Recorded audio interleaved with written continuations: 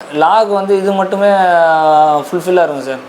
BRS book எடுத்து வச்சு படிச்சுட்டு அதுக்கப்புறம் நம்ம வந்து ஸ்பெசிஃபிக்காக இந்த ஆத்தர் புக்கு வாங்கி நீங்கள் படிக்கும்போது ஏடிசி ராதாகிருஷ்ணன்ட்டு ஒரு எடிஷன் இருக்குது சார். கிரி லா ஹவுஸ்ன்ட்டு ஒரு பிஆர்சி புக்கு படின்னு சொன்னீங்களே சார், என்ன அட்வான்டேஜ் அதில் வந்து அது நீங்கள் எப்போ சார் ஃபீல் பண்ணீங்க? பிஆர்எஸ் புக்கு எப்படின்னா சார், நம்ம வந்து லாலாம் படிக்க ஸ்டார்ட் பண்ணும்போது இதெல்லாம் நம்ம பேசிக்காக நம்ம வந்து பெரிய புக் வாங்கி படித்தா நம்மளுக்கு இதாகாது. அப்போ நம்ம லா இதுக்கு முன்னாடி நம்மளுக்கு எப்படா சொல்லி கொடுத்துருவாங்கன்னா, அதுதான் நம்ம ஆல்ரெடி சொல்லிட்டோம். இவங்க எல்லாருமே போலீஸ், ஆல்ரெடி இவங்களுக்கு வந்து லா நாலேஜ் இருக்குது.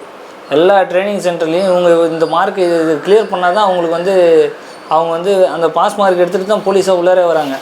அவங்களுக்குள்ளார அந்த நாலேஜ் வந்து டச் இருக்காது சார். அவங்களுக்கு டச் இருக்காது சார். ஆனால் அந்த இது இருக்கும், அந்த செக்ஷனு இதெல்லாம் ஃபஸ்ட்டு அவங்க ப்ரிப்பேர் பண்ண வேண்டியது. இன்னும் நீங்கள் அட்வான்டேஜாக போய் இப்போ நான் எடுத்தோடனே எனக்கு பயம் வருதுன்னு ஒருத்தர் சொல்கிறாரா, அவர் என்ன பண்ணிக்கூடாது, டைரெக்டாக வந்து ஐபிசி சிஆர்பிசி ஐஏ புக் வாங்கி படிக்கக்கூடாது. இவங்க பிஆர்எஸ் புக் எடுத்து படிக்கணும். அவங்க போலீஸ் ட்ரைனிங்கில் இருந்தாங்கல்ல, அப்டேட் ஆகிட்டே இருப்பீங்க. அது வந்து ரெகுலராக அதை வந்து ப்ராக்டிஸ் பண்ணேன். இதை நான் மொத்தமாக ஐபிசி மட்டும் படிச்சுன்னு இருந்தேன்.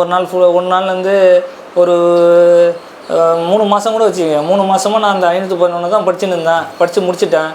இப்போ நான் வந்து சிஆர்பிசி எடுத்து நான் இப்போ அந்த 484 படிக்க போகிறேன்னு நீங்கள் எடுத்து ஆரம்பிச்சிங்கன்னு வச்சிங்களேன், இந்த 511 செக்ஷனை நீங்கள் சிஆர்பிசி முடிக்கிறப்போ மறந்து போயிடும். நீங்கள் அந்த மாதிரி நான் வந்து ஒரு புக்கை நான் ஸ்கூல் புக்கை ப்ரிப்பேர் பண்ணுற மாதிரி இதில் ப்ரிப்பேர் பண்ணிங்கன்னா அது வந்து உங்களுக்கு எப்பயுமே அது சக்ஸஸில் போகாது. அது வந்து பெரிய ட்ராபேக்காக இருக்கும். நீங்கள் என்ன பண்ணணும்னா, யூத் பேப்பரின் இனிய வணக்கம். யூத் பேப்பர் நண்பர்கள் அனைவருக்கும் வணக்கம். என் பேர் வே முகிலரசு, நடுவரப்பட்டு உதவி ஆய்வாளர். 2019 உதவி ஆய்வாளர் தெருவில் கோச்சிங் சென்ட்ரு. இந்த கோச்சிங் சென்டர் நம்ம இது பண்ணாமல் போகாமல் எக்ஸாம் கிளியர் பண்ணியிருக்கோம். கான்ஸ்டபிளாக இருந்து தான் நான் எஸ்ஐ ஆனேன். எஸ்ஐ எக்ஸாம் மட்டும் ஓப்பன் ஒரு டிஃப்ரெண்ட்டாக இருக்கும், டிபார்ட்மெண்ட் ஒரு டிஃப்ரெண்ட்டாக இருக்கும். ஓப்பனுக்கு எக்ஸாமும் டிபார்ட்மெண்ட்டில் இருக்கிற இதில் எக்ஸாமும் ஜென்ரல் ஸ்டடீஸ் மட்டும்தான் கொஞ்சம் கவராமல் தவிர்த்து மிச்சம் ரெண்டுமே டிஃபர் தான். ஃபிசிக்கலும் டிஃபராக இருக்கும், அதே மாதிரி அவங்க அட்டன் பண்ணுற இன்டர்வியூவும் டிஃபராக இருக்கும். ஏன்னா ஆல்ரெடி யூனிஃபார்ம் சர்வீஸில் இருக்கிறாங்க. அவங்களுக்கு போகும்போது அவங்களுக்கு ரைஸ் பண்ணுற கொஸ்டின் வந்து வித்தியாசமாக இருக்கும். ஃபிசிக்கலும் அவங்களுக்கு வந்து ஓப்பன் கேண்டிடேட்டுக்கு இருக்கிற அளவுக்கு ஃபிசிக்கல் இருக்காது. ஏன்னா ஆல்ரெடி டிபார்ட்மெண்ட்டில் ஃபிசிக்கல்லாம் அட்டன் பண்ணிட்டு தான் வந்துருக்காங்கன்றதுனால அவங்களுக்கு ஒரு டிஃபரான ஃபிசிக்கல் இருக்கும். இது எக்ஸாம் வந்து நாங்கள் இது பண்ணும்போது லா பேசிக் கொஸ்டின் அதிகமாக இருந்துச்சு.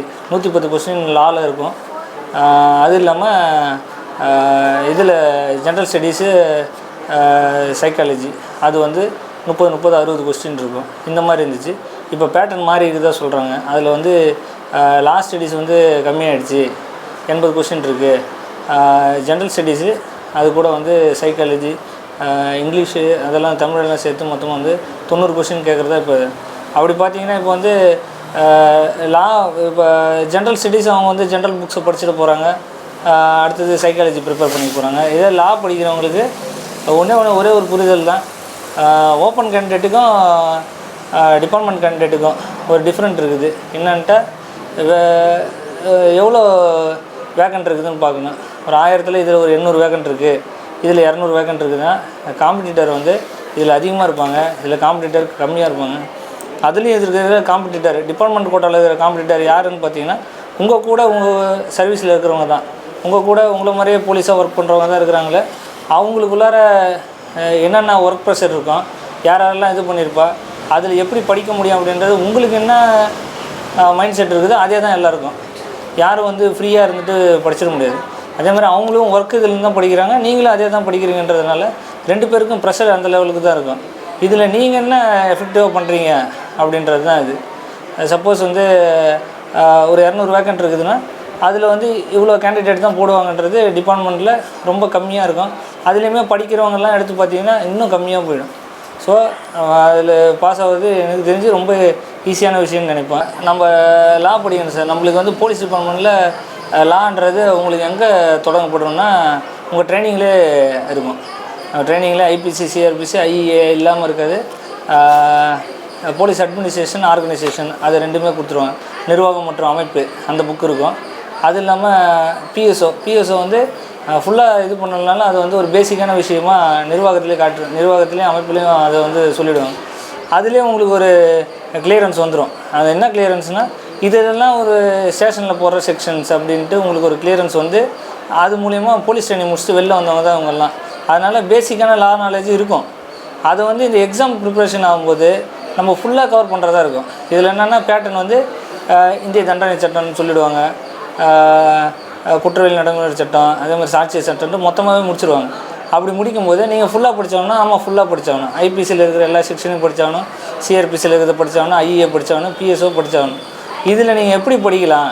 இதை பார்த்தீங்கன்னா டோட்டலாக பார்க்கும்போது இத்தனை செக்ஷனா, சப்போஸ் இது முன்னாடி ஐபிசி பார்த்தீங்கன்னா 511 செக்ஷன் இருக்கும். 511 செக்ஷனும் நம்ம படிக்கணுமா? உள்ளார அதுக்கு இல்லாமல் சப்செக்ஷன் இருக்கும். இதையும் நம்ம ரீட் பண்ணுவோம்னா ஆமாம் ரீட் பண்ணணும், ஃபுல்லாகவே ரீட் பண்ணணும். ரீட் பண்ணுறதுக்கு ஈஸியான வேஸ் இருக்குது. நான் ப்ரிப்பேர் பண்ண ஈஸியான வேணும்னு பார்த்தீங்கன்னா ஒரு நாளைக்கு 10 ஐபிசி படிக்கணும், 7 சிஆர்பிசி படிக்கணும், 3 ஐஏ படிக்கணும். இதுதான் நான் ஸ்டார்ட் பண்ணும்போது நினச்சிது. ஏன்னா நம்ம ஃபுல்லாக படித்தோன்னா இன்றைக்கி 10 படிக்கிறது நாளைக்கு 10 மறந்து போயிடும். அடுத்த நாள் 10 படிக்கும்போது முன்னாடி 10 எங்கே ஞாபகம் இருந்துச்சுன்னே தெரியாமல் போயிடும். அப்படி ஆரம்பிக்கும்போது நீங்கள் ஐபிசியில் 10 படிக்கணும், சிஆர்பிசியில் 7 செக்ஷன் படிக்கிறீங்க, ஐஏ இப்போ 167 செக்ஷன் தான் இருந்துச்சு, 3 செக்ஷன் படித்தா போதும். இப்படி படித்தாலே நீங்கள் கவுண்ட் பண்ணி பார்த்தா ஒரு மாதத்துலேயே முடிஞ்சிடும். இப்போ இதில் ஒரு நாளைக்கு 10 செக்ஷன் படிக்கிறீங்க அப்படின்னா 30 நாளில் 300 செக்ஷன் படிப்பீங்க, 50 நாளில் 500 செக்ஷன் முடிஞ்சிடும். இதுலேயும் அதே கணக்கு தான். 7னா 7 டிவைடட் பை அதே 50 நாள் போட்டிங்கன்னா இதில் முடிஞ்சிடும். இதே கணக்கு தான் இந்த 3 செக்ஷன் படிச்சிங்கன்னா இதுலேயும் முடிஞ்சிடும். இந்த மாதிரி ஒரு ஸ்ப்ரெட் பண்ணிக்கணும், ஷஃபில் பண்ணிக்கணும். இதில் ஏன்னா நம்ம மொத்தமாக எடுத்து வச்சு நீங்கள் படித்தாலும் அது எப்படியும் லா மட்டும் மறந்து போயிடும். இப்போ நீங்கள் ஐபிசி, சிஆர்பிசி, ஐஏ ஆல்ரெடி போலீஸாக இருப்பீங்க, போலீஸில் லோக்கலில் வேலை பார்ப்பீங்க, ஏரில் வேலை பார்ப்பீங்க. ஏரில் இருக்கிறது அட்மினிஸ்ட்ரேஷன், ஆர்கனைசேஷன் நல்லா கிளியரன்ஸாக தெரியும். ஏன்னா அவங்க அந்த பரேடு இதுன்ட்டு அந்த ரெக்கார்டு ஒர்க்கு அதோட முடிஞ்சிடும். ஆனால் லாண்ட் ஆர்டரில் வந்தீங்கன்னா இந்த செக்ஷன் மூலியமாக இருந்தாலும் இதெல்லாம் தண்டனை சட்டம், இதெல்லாம் வந்து நடைமுறை சட்டம், இதெல்லாம் சாட்சிய சட்டம் அப்படின்றது பேசிக்காக அவங்களோட ஒர்க்லேயே ரெகுலராக பார்த்துருப்பாங்களே. ரெக்கார்டு ஃபுல் ரெக்கார்டிங் ஸ்டேஷனில் இருக்கிற ரெக்கார்டு தான் மெயின். ஸோ அந்த ரெக்கார்டெல்லாம் என்ன பண்ணுவாங்க, லோக்கலில் இருக்கிறவங்க பார்த்துருப்பாங்க. அது அவங்களுக்கு வந்து இங்கே பார்த்ததை அவங்க படிக்க போகிறாங்க. ஆனால் ஏஆரில் இந்த மாதிரி இருக்கிறவங்க வந்து படிச்சுட்டு அவங்க ரிட்டர்ன் போய் பார்க்கணும். அப்படின்னா 2 பேருக்குமே ஒரு வித்தியாசம் இருக்கும். இதில் இப்போ ஐபிசி இதில் நம்ம எடுத்து ஃபுல் செக்ஷனையும் நம்ம மனப்பாடம் பண்ணணும் அப்படின்னா அதில் ஒரு இன்ட்ரெஸ்ட் வரணும். டைரெக்டாக நீங்கள் மனப்பாடம் பண்ணால் மனப்பாடம் ஆகாது. நம்ம வந்து படிச்சுக்கிட்டே இருக்க வேண்டியதான். ரெகுலராக அதை மக் பண்ணி படிச்சுக்கிட்டே இருக்கணும். அதில் ஒன்று படிக்க அடுத்தடுத்த இது உங்களுக்கு மறந்து போய்டும். அது அப்படியே ஸ்பெசிஃபிக்காக மைண்டில் செட் ஆகி நின்றுடாது. செக்ஷனு இதுலேயும் 1, 2, 3 தான் ஸ்டார்ட் ஆகும், சிஆர்பிசிலையும் 1, 2, 3 தான் ஸ்டார்ட் ஆகும், இதுலேயும் ஐஏலையும் 1, 2, 3 இந்த மாதிரியே ஸ்டார்ட் ஆகிறதுனால இந்த செக்ஷன் அது கூட மிங்கிலாகி கன்ஃபியூஸ் ஆகும். இதில் ஒரு 157 செக்ஷன், அதில் ஒரு 157 செக்ஷன் வந்து நம்மளுக்கு கன்ஃபியூஸ் ஆகும். ஸோ அந்த மாதிரி டயத்தில் நம்ம என்ன பண்ணணும் அப்படின்னா நம்ம ஐபிசிக்கு நமக்கு வந்து இன்ட்ரெஸ்ட் கொண்டு வரணும். எப்படின்னா சப்போஸ் நியூஸ் பேப்பர் ரீடிங் எடுத்திங்கன்னா அந்த பேப்பரில் வந்து இன்றைக்கி ஒரு 5 பேர் சேர்ந்து ஒருத்தரை வெட்டி கொண்டுட்டாங்க, அதே மாதிரி ரோட்டில் போகும்போது விபத்து ஏற்படுத்தி ஒருத்தர் இறந்துட்டார், லாரி போகும்போது அது செக்காய் கவுந்துருச்சு, இந்த வீட்டில் இந்த திருட்டு பண்ணாங்க, இத்தனை பேர் சேர்ந்து இந்த வீடை உடச்சி திருடியிருக்காங்க, இத்தனை பேர்கிட்டேருந்து இத்தனை நகை வந்து ரெக்கவர் பண்ணியிருக்கிறாங்க, அதே மாதிரி இந்தந்த நபர்கள் வந்து இந்த ஒரு செக்ஷுவல் ஹராஸ்மெண்ட் பண்ணியிருக்கிறாங்க, இப்படின்ற இதெல்லாம் மேட் அவுட் பண்ணி நீங்கள் அந்த ஒரு இன்ட்ரெஸ்ட்டாக படிக்கும்போது உங்களுக்கு எப்படின்னா இதுக்கெல்லாம் என்னென்ன செக்ஷன் மேட் அவுட் பண்ணலாம் அப்படின்ட்டு ஒரு கண்டென்ட் வந்து க்ரியேட் ஆகும். அந்த கண்டென்ட் க்ரியேட் ஆகிறதுல உங்களுக்கு இன்ட்ரெஸ்ட் வந்துச்சுன்னா நீங்கள் ஐபிசியெல்லாம் படிக்கும்போது இந்த தப்பை தான் இவர் பண்ணியிருக்காரு, இதுக்கு வந்து இந்த செக்ஷன் மேட் அவுட் பண்ணலாம் அப்படின்னு சொல்லி ஒரு குறிப்பிட்ட செக்ஷன் வந்து உங்களுக்கு மைண்டில் ஸ்பெசிஃபிக்காக செட்டாக நின்று போயிடும். தண்டனை சட்டம் முழுக்க தண்டனை சட்டமாக இருக்காது. அதில் வந்து டெஃபினேஷன் கொடுத்துருவாங்க. அதுக்கப்புறம் தண்டனை சட்டம் வந்து ஒரு குறிப்பிட்ட செக்ஷனுக்கு அப்புறம் தான் தண்டனை சட்டம் ஸ்டார்ட் ஆகும். இப்போ டெஃபினேஷன்லாம் என்ன சொல்லுன்னா இது இந்த தவறுகளை சொல்லுது அப்படின்ட்டு டெஃபினேஷனாக கொடுத்துருப்பாங்க. அந்த டெஃபினேஷனை முதல்ல நம்ம என்ன பண்ணணும், ரியல் லைஃப்பில் என்னென்ன நடக்குது, நம்மளை சுற்றி என்னென்ன குற்றங்கள் நடக்குதுன்றதை நம்ம முதல்ல அனலைஸ் பண்ணணும். நம்மளை சுற்றி எல்லா குற்றத்தையும் நீங்கள் பார்க்கலாம். அது போலீஸாக இருக்கிறவங்க தான் நீங்கள். அதனால் உங்களுக்கு வந்து பேசிக்காக எல்லா விதமான நியூஸும் வந்து இப்போல்லாம் டிவி மூலிமா பார்த்துக்கலாம், இல்லை நியூஸ் பேப்பர் மூலிமா பார்த்துக்கலாம், ஃபேஸ்புக்கு எதில் இருந்தாலும் இப்போ நம்மளுக்குன்ட்டு சோஷியல் மீடியா இருக்குது. அப்படி பார்க்கும்போது எல்லாமே போலீஸ் நியூஸாக வர்ற இதெல்லாமே இப்போ மாறிடுச்சு. ஏன்னா நம்மளுக்கு இண்டிவிஜுவலாக சோஷியல் மீடியா இருக்கிறதுனால ஃபுல்லாக போடுறது ஃபுல்லாமே நம்ம நியூஸ் தான் இருக்கும். அப்போ அந்த நியூஸ் எல்லாம் என்னென்னு பார்த்தீங்கன்னா நம்மளை பற்றியே இருக்கும். இது இல்லாமல் நம்ம கோர்ட்டில் வர ஜட்ஜ்மெண்ட்டு இந்த மாதிரி வந்து ஒரு மெயினான ஜட்ஜ்மெண்ட்டு எல்லாம் இருக்குதுன்னு வச்சிங்களேன், அதெல்லாம் எடுத்து சும்மா ரீட் பண்ணணும். நம்ம வந்து அதை வந்து டீப்பாக போய் அதில் என்ன கண்டென்ட்னு தெரிஞ்சுக்க போகிறது இது இந்த மாதிரி எதுக்கு இருக்குது, இது இந்த மாதிரி விஷயத்தை ஏன் சொல்லிச்சு, இந்த மாதிரி விஷயங்கள் இதில் வந்து என்ன சொல்கிறாங்க அப்படின்ட்டு நாம் ஒரு ஒரு ஒரு விஷயத்தை தேடும்போது தான் நம்மளுக்கு வந்து அந்த சட்டத்தின் மேலே ஆர்வத்தை உண்டாக்கும். அந்த ஆர்வம் தான் என்ன பண்ணும், உங்களுக்கு வந்து அந்த சட்ட புத்தகங்களை படிக்கிறதுக்கான தூண்டுகோல். மறுபடியும் நம்ம வந்து படித்தா நம்மளுக்கு மைண்ட் செட்டில் நின்றுடும். எது மறந்து போகணும், செக்ஷனே மறந்தாலும் உங்களுக்கு அந்த கண்டென்ட் ஞாபகம் வரும். ஆமாம், அன்றைக்கி வந்து அவன் வெட்டினான்ல, அந்த செக்ஷனுக்கு என்ன மெடிட் ஆகும், இப்போ வெப்பன் இருந்தால் என்ன மெடிட் ஆகும், வெப்பன் இல்லாமல் கையால் அடித்தாங்கன்னா என்ன வேணும், அசிங்கமாக திட்டினா என்ன மெடிட் ஆகும் அப்படின்றது வந்து நீங்கள் ரியல் லைஃப்பில் பார்க்குறது தான். அதை செக்ஷன் கூட நீங்கள் இம்ப்ளிமெண்ட் பண்ணிக்கும் போது ரொம்ப எளிமையாக இருக்கும். இது நாங்கள் வந்து இது எங்களுக்கு நாங்கள் போலீஸ் ட்ரைனிங்கில் இருக்கும்போது அங்கேயே சொன்னாங்க சார். எல்லா போலீஸ் ட்ரைனிங் இதுலேயும் டெய்லி நியூஸ் பேப்பர் வந்து போட்டுருவாங்க. டெய்லி நியூஸ் பேப்பர் அங்கே கம்பல்சரியாக இருக்கும். ஒரு நாள் வந்து எப்பயும் அகாடமி போனீங்கனாலும் நியூஸ் பேப்பர் கொடுப்பாங்க. அந்த நியூஸ் பேப்பர் வந்து நம்ம வெளியுலக இது நம்ம தெரிஞ்சுக்கணுன்ற நினைக்கிறதோட நம்மளை சுற்றி என்ன நடக்குது, நம்ம டிபார்ட்மெண்ட்டை சுற்றி என்ன நடக்குதுன்ற தெரிஞ்சுக்கிறதுக்கான இதுதான் நம்மளுக்கு வந்து அந்த க்ரியேட்டிவிட்டி தான் அங்கே இது பண்ணுறாங்க. இப்போ நாம் எதை தேடி படிக்கணும்னா நம்ம சர்க்கிள் நம்ம ரிலேட்டடாக என்ன பண்ணுது, நம்ம போலீஸில் நம்ம டிபார்ட்மெண்ட்டில் இருக்கிறவங்க என்னென்ன தப்பு பண்ணிக்கிறாங்க, அதை நம்ம என்ன நாங்கள் ட்ரைனிங்கில் இருக்கும்போது ஒரு ஆள் ஒரு விஷயத்தை கட் பண்ணி எடுத்துகிட்டு வரணும்னு சொல்லுவாங்க. இந்த விஷயத்தை நீங்கள் நோட் பண்ணி எடுத்துகிட்டு வாங்க, இது உங்களுக்கு தவறாக பட்டுச்சுன்னா அது எல்லா போலீஸோட இமேஜும் பாதிக்குது இல்லை. அப்படி இருக்கும்போது போலீஸ் பற்றின உங்களுக்கு டீட்டெயில் தெரிஞ்சிடும். இதை நம்ம செய்யக்கூடாது, இதை செஞ்சிடும். என்ன போலீஸ் எதை செஞ்சதுனால ஒரு நல்ல பேர் வாங்கினார் அப்படின்னா நீங்கள் நல்ல போலீஸாக இருக்கிறதுக்கான என்னென்ன வழிமுறைகள்ன்ட்டு அங்கே ரெகுலர் நியூஸ் பேப்பர் இருக்கும். ஒரு போலீஸ் ட்ரைனிங் ஸ்கூல்லையுமே நியூஸ் பேப்பர் கம்பல்சரி. அதை வந்து ரெகுலராக படிக்க வைப்பாங்க. படித்து கிளாஸில் லா கிளாஸில் வந்து நம்ம வந்து அதை வந்து நியூஸ் பேப்பர் வாசிக்க வைக்கிறவங்களாம் இருக்காங்க. இந்த முக்கியமான விஷயத்தை எடுத்துகிட்டு வந்து நீங்கள் வாசிங்க. அப்படி வாசிக்கும்போது இவங்க எல்லாருக்கும் தெரிஞ்சிடும். ஒருத்தவங்க பார்ப்பாங்க, ஒருத்தவங்க பார்க்க மாட்டாங்க. ஸோ அப்படி இருக்கும்போது அங்கேயே அந்த செட்டப்பை உருவாக்கிடுவாங்க. அந்த செட்டப்பை நாம் எப்படி வந்து நம்மளோட பயன்பாடு, நாம் எக்ஸாம் எழுதுறதுக்கும் நம்ம எக்ஸாம் எழுதி கிளியர் பண்ணுறதுக்கு இது எந்த வகையில் நாம் வந்து மிங்கிள் படுத்துகிறோம், இதை வந்து நம்ம இது கூட நம்ம வந்து ரிலேட்டிவ் பண்ணால் அது கூட நம்ம வந்து செய்ய வேண்டிய வேலைகள்லாம் நம்ம ஸ்பெசிஃபிக்காக நீங்கள் உங்களோட மைண்ட் செட்டுக்கு எனக்கு இது செட் ஆகும். சிலவங்களுக்கு படித்தாலே மைண்டில் ஏறிடும். அப்படி இருக்கும்போது அவங்க இதை செய்வாங்கனாலும் செய்ய மாட்டாங்க. நான் படித்தேன், அது மூலியமாகவே எனக்கு லா நாலேஜ் வந்துருச்சுன்னுவாங்க. அவங்களோட மைண்ட் கெப்பாசிட்டிக்கு ஏற்ற மாதிரி ஒரு விஷயம் அதை ஆனால் பிடிக்கணும். சப்ஜெக்ட் வந்து அந்த லா சப்ஜெக்ட் மட்டும் நீங்கள் நான் பாஸ் ஆகணுன்னு கடமைக்கு படிச்சிங்கன்னா என்றைக்குமே அது வந்து கிளியர் ஆகாது. பாஸ் ஆகணுன்றதோட ஒரு விஷயம் நேற்று தெரிஞ்சிக்கல, இன்றைக்கி அந்த விஷயத்தை தெரிஞ்சுக்கிறோம். நேற்று வரைக்கும் எனக்கு வந்து ஐபிசியில் 1லேருந்து 10 தெரியாது, இன்றைக்கி ஐபிசியில் 1லேருந்து 10 தெரியும். அந்த தெரிஞ்சுக்கிற விஷயத்த நான் எப்படி ரிப்பீட்டடாக சொல்லி அதை வந்து நான் வந்து மற்ற விஷயங்களோட மிங்கிள் பண்ணி இந்த நியூஸ் பேப்பரு, நம்ம சுற்றி இருக்கிற சம்பவங்கள், வேறு ஏதாவது கதையை அப்படி தான் கேட்போம். நம்ம ஃப்ரெண்டுங்கிட்ட என்ன கேட்போம்னா, இது என்னப்பாச்சு, இது என்னாச்சு, இந்த விஷயம் எதனால் நடந்துச்சு அப்படின்னு கேட்கும்போது அவங்கவுங்க மைண்ட் செட்டில் ஒரு ஐடியா இருக்கும். ஒரு விஷயத்த ஒரு 10 பேர் தாண்டி வரும்போது அவன் மிகப்படுத்தி சொல்கிறவன் இருப்பான். மிகப்படுத்தி சொன்னால் நம்ம அதுக்கெல்லாம் என்னென்ன செஞ்சுக்கணும் அப்படின்றத வச்சு நீங்கள் என்னென்னா உங்களோட லாவை அப்ளை பண்ணிங்கன்னு வச்சுக்கோங்க. அது வந்து உங்களுக்கு அப்படியே நிற்கும் மைண்டில். இந்த விஷயம் வந்து உங்களுக்கு என்றைக்கு மறந்து போயிடாது. இப்போ நீங்கள் செக்ஷனாக படிச்சிங்க, ஒருத்தர் அசிங்கமாக திட்டுறாரு அப்படின்னா அதே நீங்கள் வந்து அசிங்கமாக திட்டுற என்ன ஒருத்தர் நேரில் அப்படின்னும் போது அந்த எக்ஸ்பீரியன்ஸ் இருக்குது இல்லை, அந்த செக்ஷனை உங்களுக்கு மறக்க முடியாது. அதனால தான் லோக்கல் ஸ்டேஷனில் இருக்கிறவங்க சில செக்ஷனை அவங்களுக்கு ரெகுலராக போட்டு அந்த விஷயத்தை அவங்க சொன்னோடனே அந்த செக்ஷனை தான் பெட்டிஷனாகவே எழுதுவாங்க. அந்த பெட்டிஷனை எதை சொல்லணும்னா அந்த செக்ஷனை சொல்லும். ஏன்னா அவங்க ரெகுலராகவே அதை பார்த்து பழக்கப்பட்டாங்க. அந்த விஷயத்தை நம்ம எக்ஸாமில் வந்து இது பண்ணணும். அந்த இன்ட்ரெஸ்ட் வந்து அவங்கவுங்க போலீஸ் ட்ரைனிங் ஸ்கூல்லையே சொல்லி கொடுத்த விஷயங்களை அவங்க வந்து ரிட்டன் வந்து அதை ஃபாலோ பண்ணுற பட்சத்தில் அவங்களுக்கு ஈஸியாக அவங்க லாவை வந்து அப்டேட் பண்ணிக்கிறதுக்கு யூஸ்ஃபுல்லாக இருக்கும். ஸ்கூல் புக் படிச்சிங்கன்னா சார் ஈஸியாக இருக்கும். உங்களுக்கு வந்து ஸ்கூல் புக் வந்து லா படிச்சுட்டு போய் ஸ்கூல் புக்கை படிச்சிங்கன்னா ரொம்ப ஈஸியாக இருக்கும். அப்பா இந்த கஷ்டம் நம்மளுக்கு அதில் இல்லையே அப்படின்னா, இப்போ 1வது செக்ஷன் படிச்சுட்டு 2வது செக்ஷன் போகும்போது 1வது செக்ஷனை மறக்கிற மாதிரியே இருக்கும். ஒரு 10-15 செக்ஷன் ஒரு நாளைக்கு நான் 50 செக்ஷன் படிக்கணும் அப்படின்னு நினச்சிட்டேன்னா 50 செக்ஷன் படிச்சுட்டு அடுத்த சிஆர்பிசி புக் படிக்கும்போது இந்த 50 செக்ஷனில் மொதல் செக்ஷனு நடுவில் இருக்கிறது எல்லாமே மறந்து போயிடும். அது மைண்ட் செட்டில் நிற்க வேண்டியது. இது ரியாலிட்டி. இதில் வந்து நம்ம என்ன படிக்கணும்னா அதை வந்து ரிப்பீட்டடாக நம்ம வந்து வாசிக்கிற மாதிரி இருக்கும். ரிப்பீட்டடாக அந்த செக்ஷனே நம்ம வந்து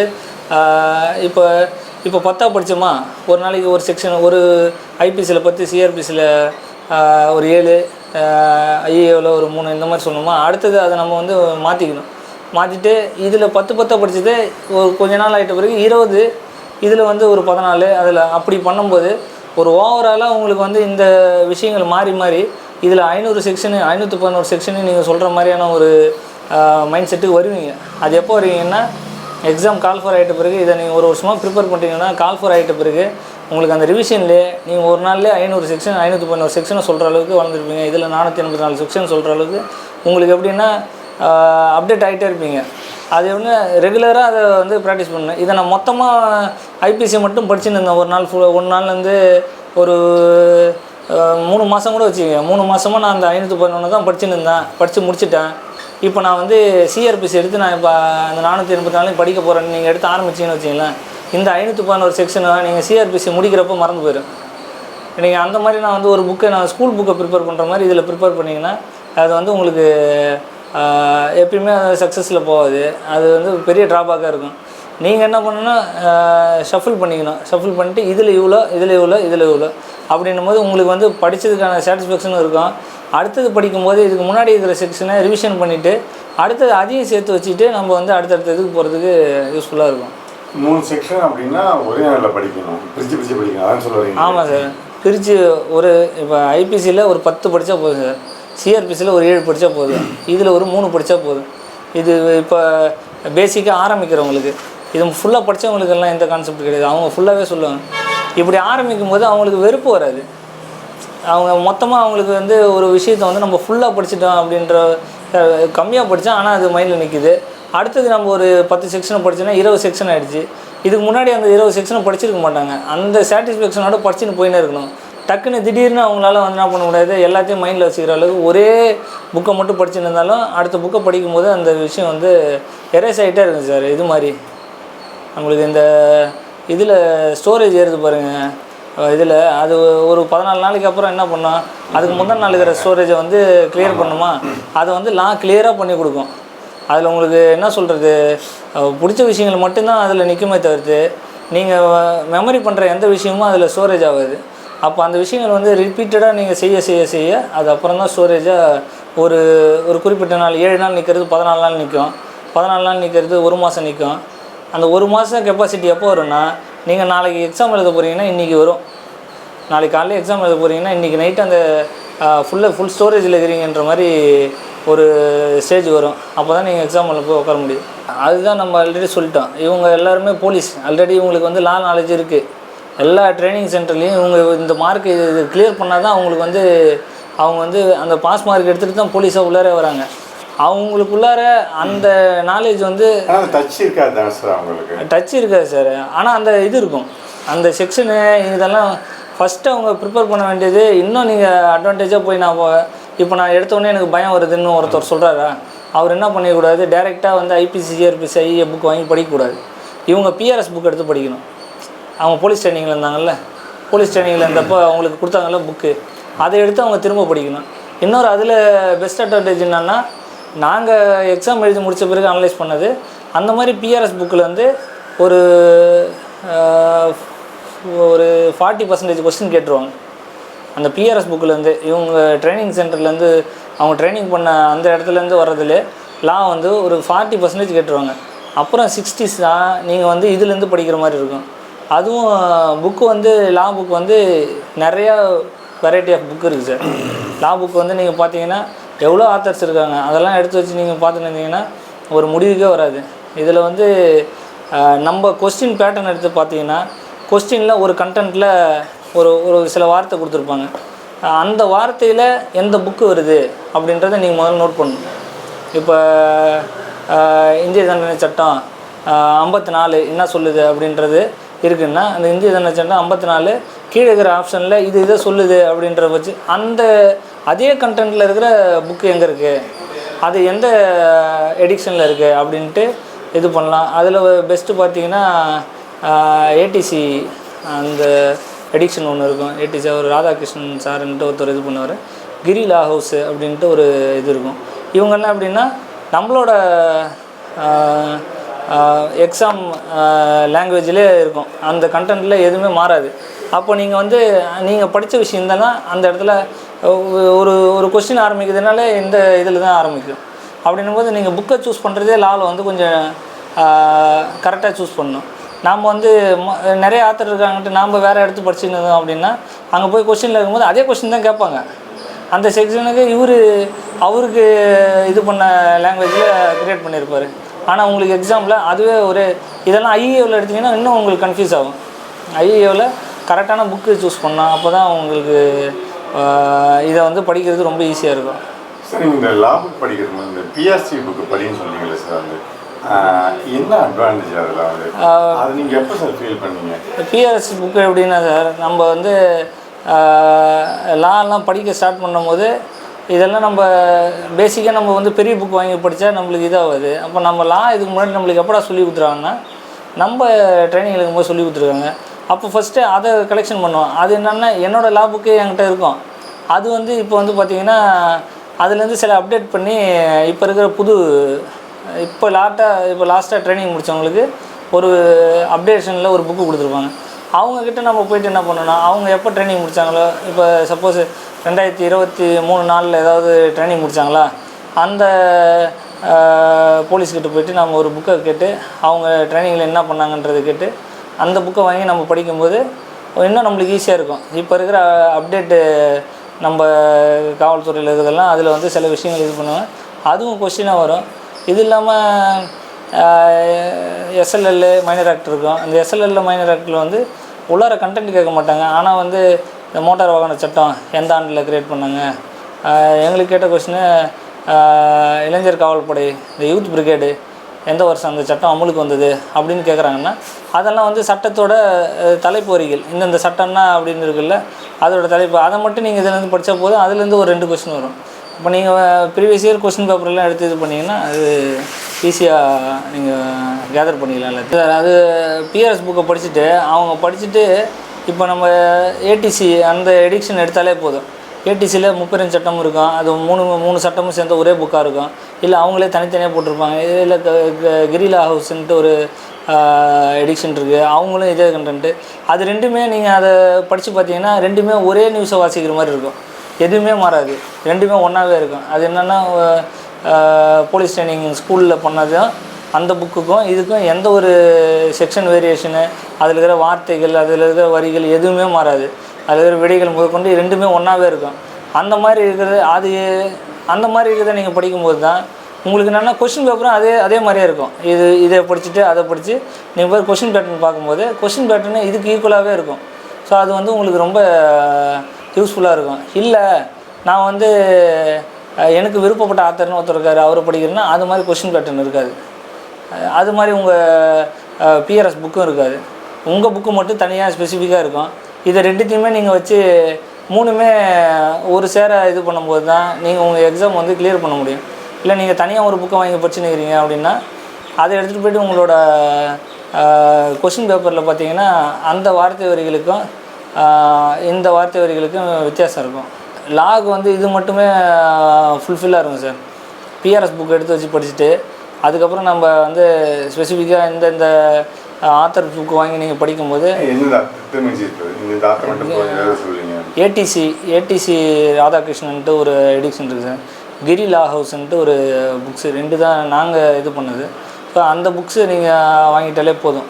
அதுவே வந்து உங்களுக்கு வந்து அது முடிஞ்சிடுச்சு. என்னென்னா 511 தான், நீங்கள் 512 படிக்க வேணாம், அதோட முடிஞ்சிடுச்சு. அந்த ஒரு புக்கோட முடிஞ்சிடும். சிஆர்பிசியும் அதே தான், ஃபுல்லாக அந்த புக்கோட முடிஞ்சிடும். ஐஏவும் அதே தான். இன்றைக்கி நாங்கள் இது படிக்கும்போது இன்றைக்கி வந்து புது சட்டங்களில் பிஎன்எஸ்எஸ் இந்த மாதிரி மாறிடுறதுனால அவங்களோட செட்டப் வந்து இன்றைக்கி உலகிற கண்டென்ட் ஒன்று தான், செக்ஷன் மட்டும் வேரியேஷன் ஆகிருக்கும். ஸோ அதை வந்து படிக்கிறப்ப இப்போ காம்படிஷன் வந்து எல்லாருமே ஃப்ரெஷர்ஸ் மாதிரி.